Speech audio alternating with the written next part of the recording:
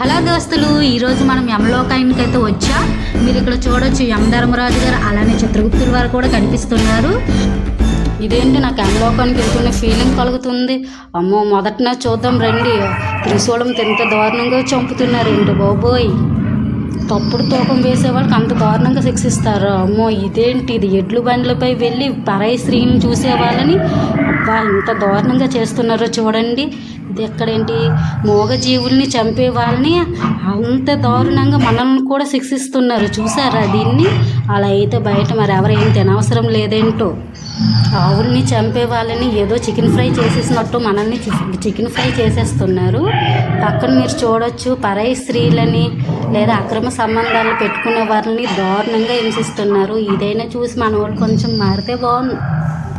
ఇక్కడ ఏదో దొంగ కట్టి రప్ప అని వాగుతున్నారు. ఇదేదో పుష్ప మూవీ లాగా. చూసారా దీన్ని? ఇవేంటో జంతువులు నాకు కూడా తెలియదు, మీకు తెలిస్తే కామెంట్ చేయండి. పైన చూద్దాం ఏముంది. మద్యపానం ధూమపానం ఆరోగ్యానికి హానికరం అంటే చెప్తే వినదు. పైన కూడా ఉన్నట్టుంది ఈ సీన్ ఏదో. ఇక్కడ మీరు చూడొచ్చు దొంగతనం చేసే వాళ్ళని కూడా ఎంత దారుణంగా శిక్షిస్తున్నారా అనేది. ఇటువంటి మరిన్ని ఇంట్రెస్టింగ్ వీడియోస్ కోసం నా ఛానల్ని సబ్స్క్రైబ్ చేసుకోండి ప్లీజ్.